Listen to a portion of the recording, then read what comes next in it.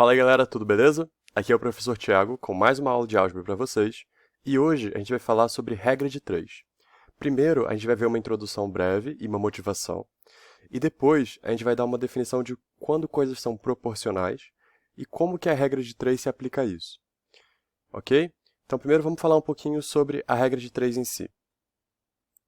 A regra de 3 ela é uma ferramenta que a gente vai usar para tratar de grandezas que são proporcionais.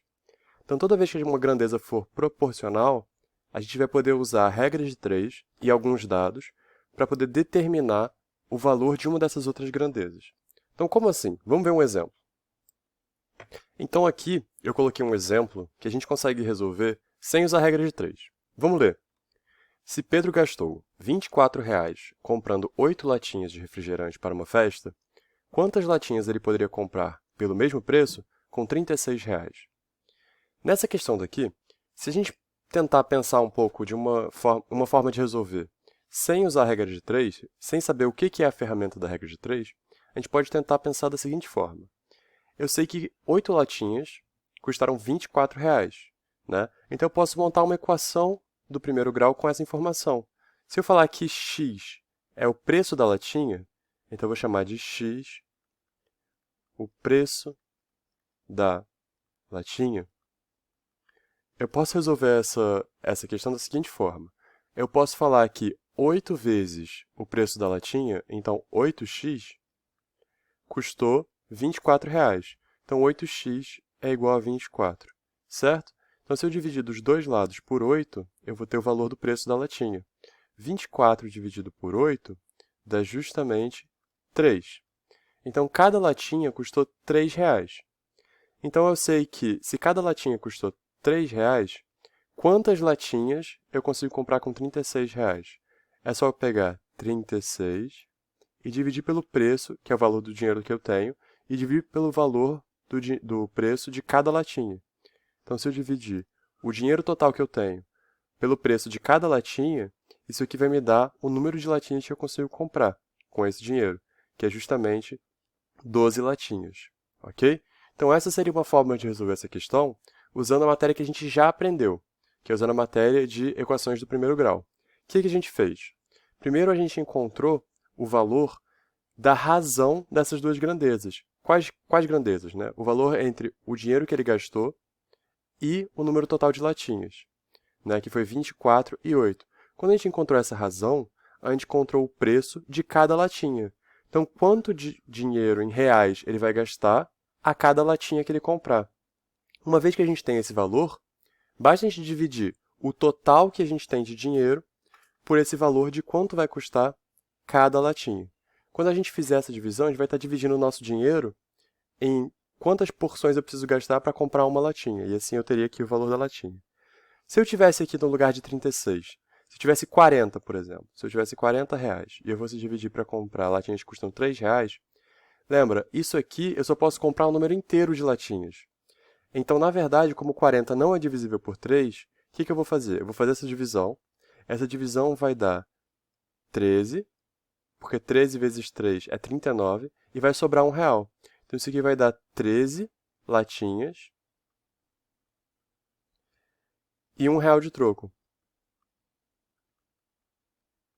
Então, se a pergunta fosse com um valor que não é divisível por 3, que não é divisível pelo preço da latinha, eu teria que falar do troco, né? Eu teria que falar que sobra R$1.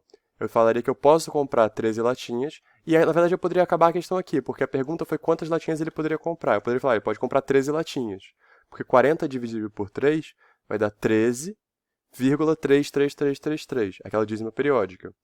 Mas, como no nosso caso o número de latinhas tem que ser inteiro, porque eu compro ou 13 latinhas ou 14, não tem como comprar 13,33333, o que acontece? Eu só vou conseguir comprar 13 e eu vou ter esse R$1 sobrando, com o qual eu não consigo comprar nenhuma latinha. Ok? Então, essa seria uma forma de resolver essa questão. Agora, existe outro jeito, que é usando essa ferramenta nova que eu vou mostrar para vocês, que é a regra de 3. Então, olha só. Quando duas grandezas forem proporcionais, e a gente vai falar um pouquinho mais sobre o que quer dizer que elas são proporcionais daqui a pouco, eu vou poder montar uma regra de 3. E como que isso funciona? Eu vou dividir o meu espaço em 4 lugares, né? Uma vai ser das minhas informações e outra vai ser do que eu quero calcular. Aqui nas minhas informações eu vou colocar, na parte de cima, os preços, né? Então, vou colocar aqui. Primeiro, vamos ver com calma. Eu tenho R$ 24,00 para 8 latinhas e R$ 36,00 para quantas latinhas? No fundo, esse é o enunciado, né? Então, eu vou colocar isso aqui. Eu vou colocar, aqui na coluna de cima, eu vou colocar 24. E aqui na coluna de baixo, eu vou colocar o número de latinhas, 8. Então, do lado esquerdo, eu estou dizendo que R$ 24,00 compraram 8 latinhas. Agora, do lado direito, eu vou dizer que R$ 36,00 compraram X latinhas. Agora, o X quer dizer o número de latinhas que eu vou conseguir comprar, tá bom? A gente pode usar outra letra se a gente quiser.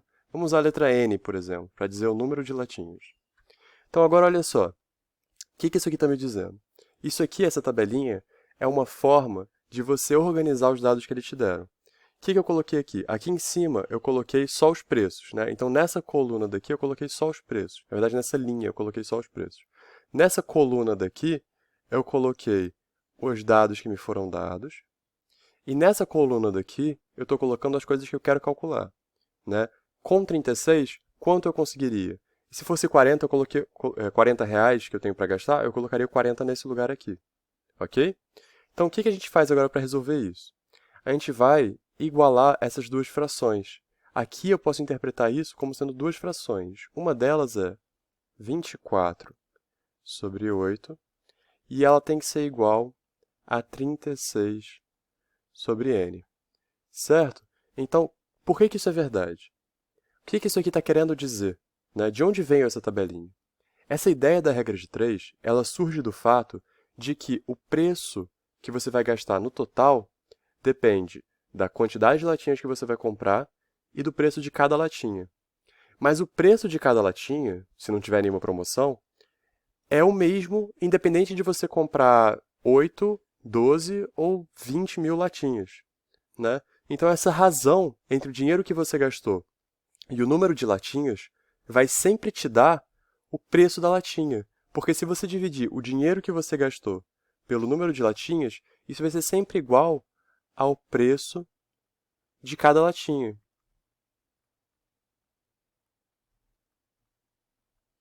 Né? E se o preço de cada latinha é igual, independente do número de latinhas que você comprar, você sabe que se você tiver R$ 36,00, você consegue calcular o número de latinhas que você vai conseguir comprar se você souber o preço de cada latinha, que foi o que a gente fez antes. Primeiro, a gente fez essa razão de 24 sobre 8 e a gente encontrou 3. Então, 3 era o preço de cada latinha. E a gente fez 36 dividido por n igual a 3. Aí a gente trocou essas duas coisas de ordem, né? A gente fez 36 dividido pelo preço de cada latinha, vai me dar o n. Mas agora, com essa regra de 3, o que eu faço? Eu posso só multiplicar cruzado. Né? Essa é daí que vem o multiplicar cruzado da regra de 3. Porque quando você tem uma igualdade entre duas frações, como é que você faz para resolver essa equação daqui? Essa equação daqui ela tem uma incógnita, que é a letra n, que é o número de latinhas que a gente quer saber. A gente quer tentar resolver isso para n. Então, como é que a gente faz? Deixa eu apagar aqui, para a gente ter mais espaço. Pronto. Agora, o que eu vou fazer? Um jeito rápido é você simplesmente multiplicar cruzado. Mas antes disso, a gente pode reparar que essa fração aqui do lado esquerdo pode ser simplificada. Porque 24 dividido por 8 dá 3. Então, eu posso falar que 3 é igual a 36 sobre n. Agora, o n está no denominador do lado direito. Então, o que eu vou fazer? Eu vou multiplicar por n dos dois lados, porque quando eu fizer isso, ele vai sair do denominador daqui, ele vai cortar. Certo? Então, eu vou ter n vezes 3 é igual a 36. Então, agora, é só dividir por 3 dos dois lados. Se eu dividir por 3 aqui, eu vou cortar esse 3 com esse 3. Mas, para poder fazer isso, eu tenho que dividir por 3 dos dois lados. E aí, quando eu fizer isso, ó, o 3 aqui vai cortar. E do lado direito, 36 dividido por 3, né, porque isso aqui você pode pensar que é uma multiplicação de frações, né, então vai ficar 36 vezes 1 sobre 3, que o n cortou e ficou um 1 aqui. Então, 36 dividido por 3 dá justamente o 12 que a gente queria. Então, o nosso n igual a 12, né, que é a mesma resposta que a gente tinha antes. Eu tenho que n é igual a 12. né? Então, o que eu fiz para chegar nesse n igual a 12 sem usar uma equação do primeiro grau? Eu simplesmente organizei as minhas informações nessa tabelinha. Essa tabelinha, na verdade, é uma forma de você escrever essas frações daqui sem precisar se preocupar muito, né? Mas você pode escrever direto as frações aqui, não tem problema. Você pode simplesmente escrever direto essa igualdade entre frações. E como é que você faz para saber qual que é a igualdade certa entre as frações? Por que eu não coloquei, sei lá, 36 sobre 24 igual a 8 sobre n? Por que eu não fiz isso? Primeiro, tem várias formas de você escrever essa igualdade entre frações, né? Porque, por exemplo, se eu passasse o 8 para lá multiplicando e o 36 dividindo, isso ainda seria uma igualdade entre frações, isso ainda estaria certo, né? Porque se você pode reorganizar essas frações aqui de várias formas diferentes. Mas, por que eu escrevi dessa forma? Porque eu falei para vocês que o preço de cada latinha é constante. E é isso que me fez pensar que essa razão daqui, que é o dinheiro total gastos dividido pelo número de latinhas, também vai ser constante. Então, independente de eu gastar com 8 latinhas ou com n latinhas, essa razão vai ser sempre a mesma. Então, se eu pegar o valor total que eu gastei dividido pelo número de latinhas que eu comprei, esse número vai dar sempre 3, porque esse é o preço de cada latinha, certo? Então, quando eu montei essa tabelinha, eu coloquei aqui, do lado esquerdo, as primeiras informações que me foram dadas, e do lado direito, a nova situação que eu quero calcular. Em cima, eu coloquei os preços, e embaixo, eu coloquei o número de latinhas, certo? Então, essa tabela está organizada de uma forma que já vai me dar, de cara, essa razão daqui, que é o preço de cada latinha, tá bom? Então, agora, vamos ver um outro exemplo que não tem nada a ver com preço, não tem nada a ver com latinha, mas a gente também vai usar a regra de 3 porque as grandezas também vão ser proporcionais. Então agora, nesse exemplo, vamos ler com calma o que está acontecendo. Se um ônibus leva 3 horas para ir do Rio de Janeiro a Angra dos Reis, quanto tempo ele levaria, na mesma velocidade, para ir do Rio de Janeiro até Belo Horizonte? Então, aqui a gente tem também dois dados importantes, depois do enunciado, que é dados. Distância de Angra dos Reis até o Rio de Janeiro é 162 km, e a distância do Rio de Janeiro até BH é 444 km, certo? Então, qual que é a ideia? A gente vai montar de novo a nossa tabelinha. A gente vai colocar nessa coluna esquerda as primeiras informações, que são as informações da primeira viagem que o ônibus fez, né? Então, a gente vai colocar a distância aqui em cima, vamos colocar 162. E não teria problema você colocar o tempo aqui em cima também não.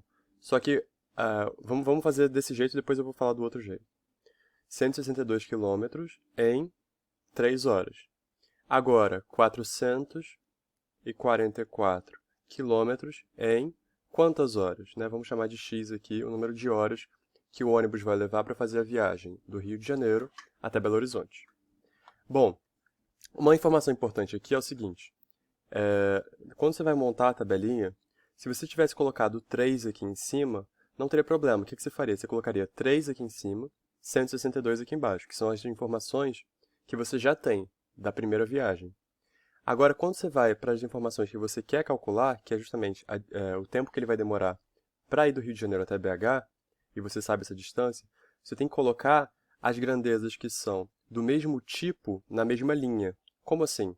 Aqui, esse 162 é uma distância em quilômetros.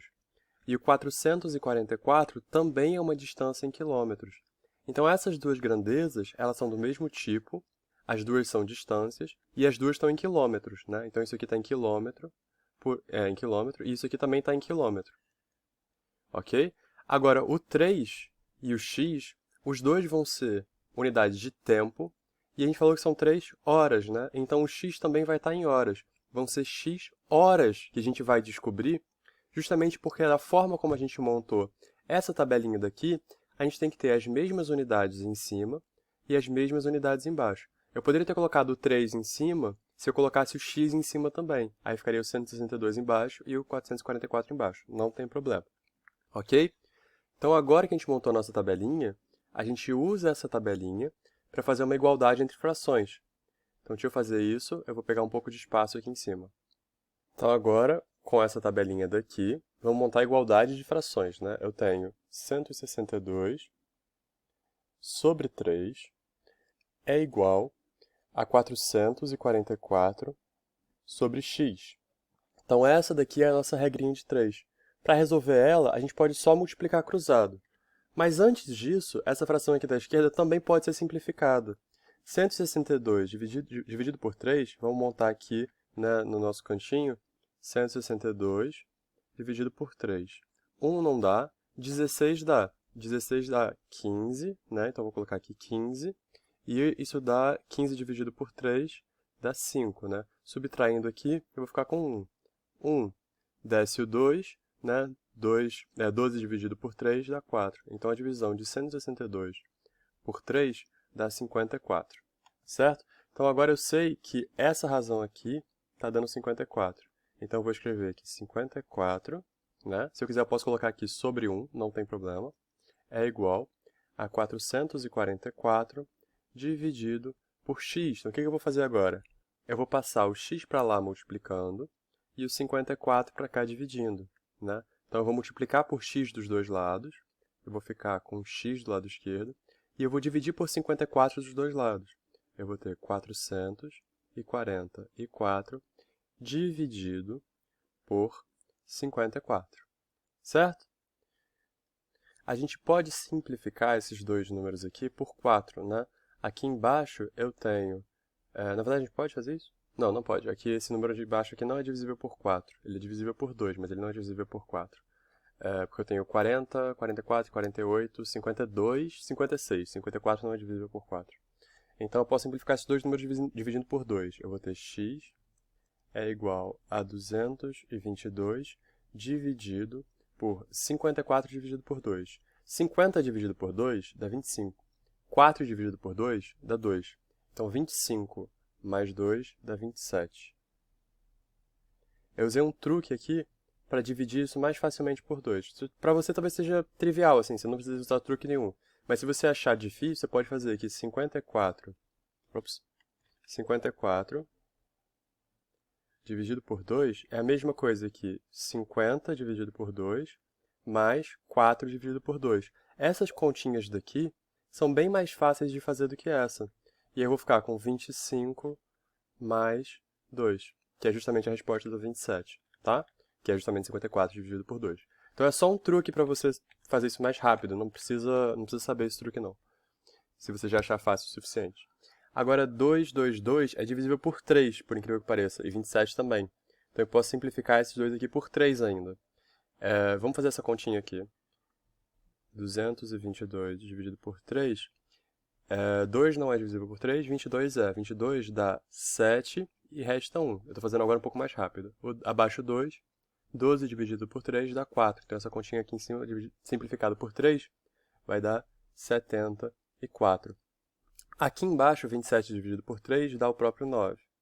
Certo? Agora vamos ver se esse número aqui é divisível por 3. Como é que eu sei se um número é divisível por 3 ou não? Eu posso somar os algarismos deles. Então, como assim? Esse número é 222, né? Se eu somar 2, 2, 2, isso dá 6. 6 é divisível por 3. Então, esse número todo aqui também é divisível por 3. Você pode fazer isso sempre que você quiser. O 74, 7 mais 4 dá 11. 11 não é divisível por 3. Então, 74 não é divisível por 3. Ok? Então, agora, vamos fazer essa conta do 74 dividido por 3, só para a gente saber o tempo exato em números decimais, né? Então, eu vou escrever aqui 74. Na verdade, eu vou pegar um pouco de espaço aqui. Então, aqui, ó, vamos para cá. Aqui eu vou colocar 74 dividido por 9. Vamos ver se essa conta é fácil ou não.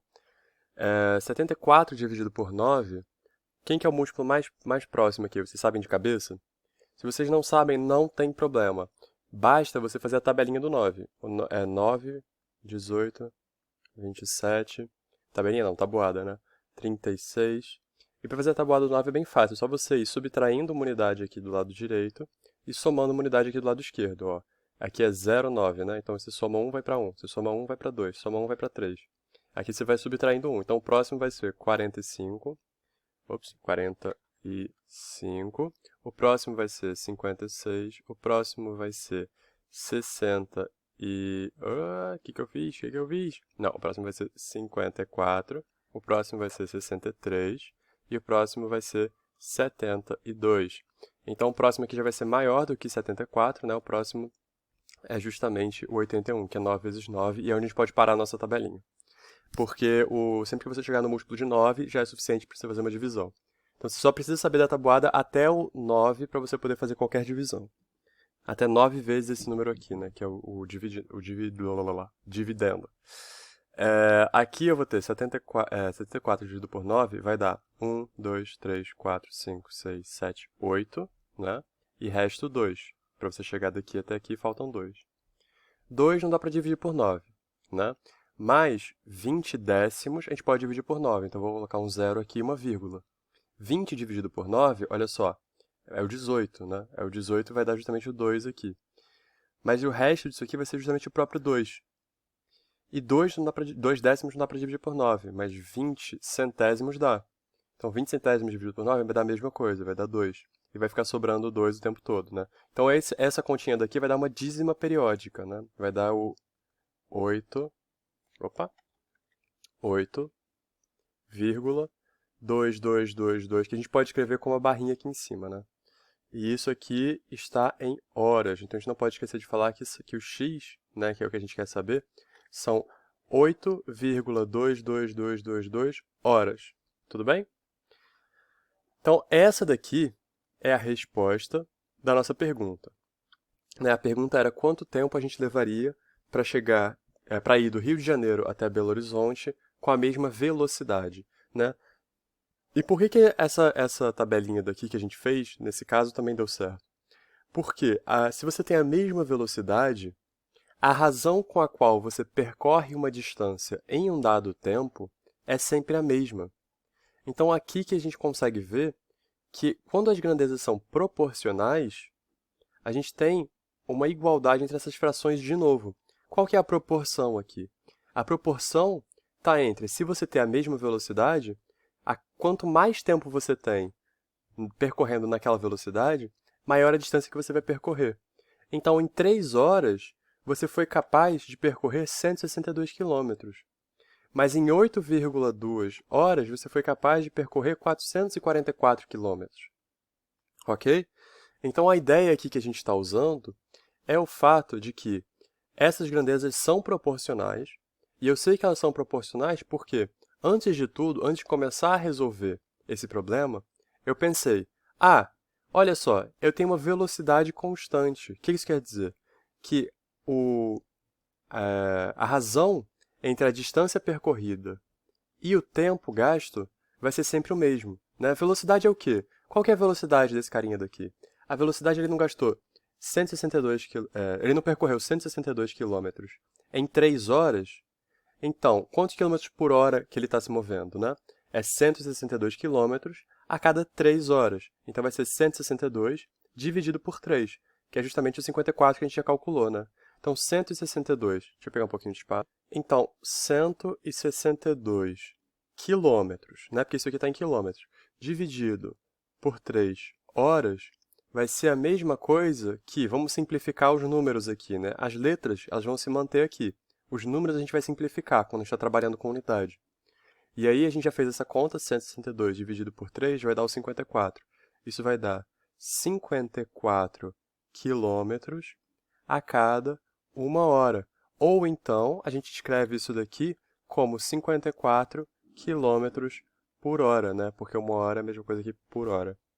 Então, eu estou percorrendo 54 quilômetros a cada 1 hora. Eu poderia ter encontrado, né, primeiro essa razão, e depois usado essa razão daqui, que é a velocidade do ônibus, para encontrar quanto tempo ele vai gastar para percorrer 444 quilômetros. Também poderia ter feito dessa forma.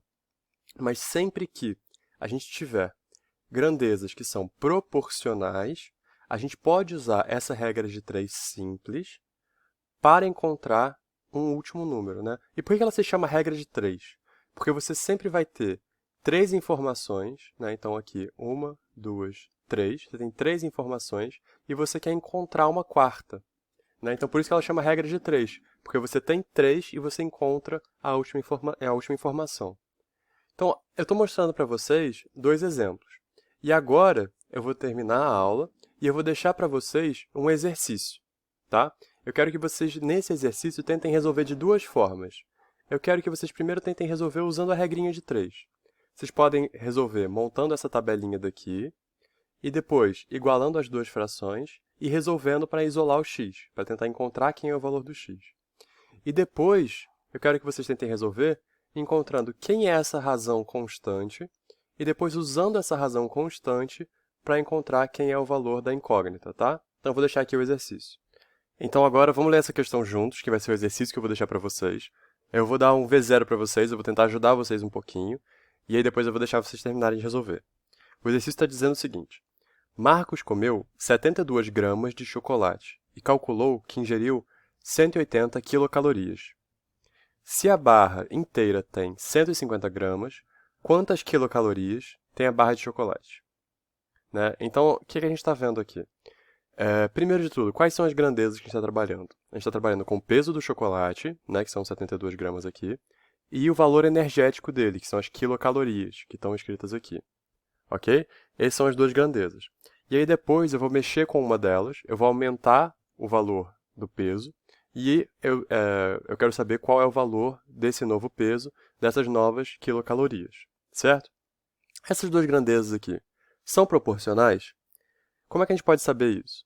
Bom, o valor energético de um alimento, ele está associado a quanto alimento você comeu. Se você comer uma maçã, você vai ingerir 60 calorias.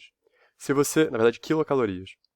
Se você comer 2 maçãs, você vai comer 120 quilocalorias, porque para cada maçã, você vai comer 60 calorias. Se você comeu 2, você vai comer 2 vezes o total. Então, a quantidade de quilocalorias ou calorias que você está ingerindo depende da quantidade de alimentos que você está comendo. Óbvio que também vai depender de qual alimento. Mas aqui a gente está falando da mesma barra de chocolate. O chocolate é o mesmo. Então, se você pegar metade da barra, você vai pegar metade do valor energético total dele. Só que nesse caso aqui, a gente não está falando exatamente da metade. É um pouco diferente, né? Mas então, eu não vou pegar exatamente a mesma quantidade de quilocalorias que a metade. Eu vou pegar um pouquinho menos. Mas mesmo assim, a quantidade, o que eu quero dizer no final das contas?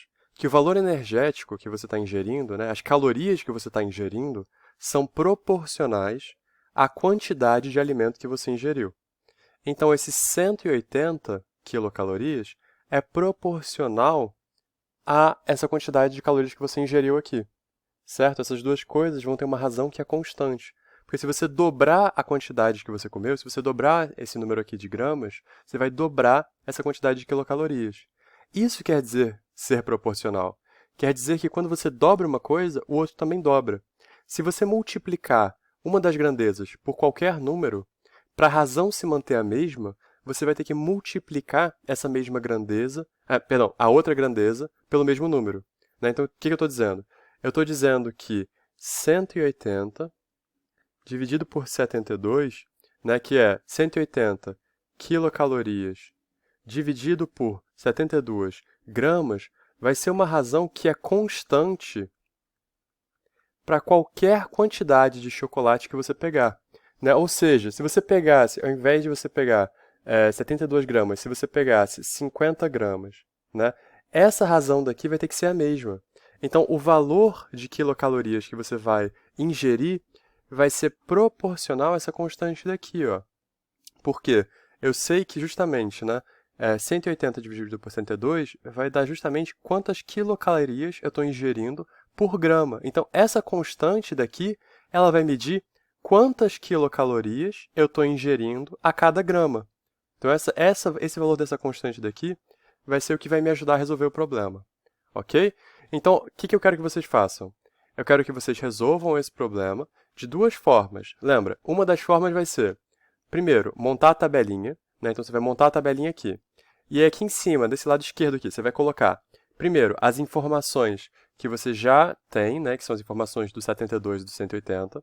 E aqui do lado direito, você vai colocar as informações que você quer calcular. Você tem o 150 e o x, né? Que vai ser o tamanho, a quantidade de quilocalorias que tem na barra. Você vai colocar eles aqui. E lembra, as mesmas unidades têm que ficar na mesma linha. Então, os mesmos pesos, Quando você está falando de peso, ele vai ter que ficar sempre na mesma linha. Quando você estiver falando de quilocaloria, você vai ter que ficar sempre na mesma linha, né? Então, aqui do lado esquerdo, você vai ter essa primeira informação, do lado direito, você vai ter essa segunda informação. Beleza. E aí, depois você vai montar, a partir disso daqui, uma igualdade entre duas frações, né? Você vai colocar aqui essas coisinhas, e você vai montar essa igualdade, e depois você vai resolver essa continha e você vai encontrar o valor de x, né? E, depois disso, eu quero que vocês usem o outro jeito de resolver. Qual que é o outro jeito? É primeiro encontrar essa razão daqui, encontrar qual que é a razão de quilocalorias por grama, e depois, usando essa razão, você encontra o valor de quantas calorias tem 150 gramas, tá bom? Então, por hoje é isso, galera. Eu vou dar o gabarito para vocês na próxima aula, e eu espero que vocês consigam fazer, mas se vocês não conseguirem, podem me mandar dúvida por e-mail, podem me mandar dúvidas aqui nos comentários aqui embaixo. Em qualquer lugar eu vou tentar responder vocês assim que possível, tá bom? Um abraço e bons estudos!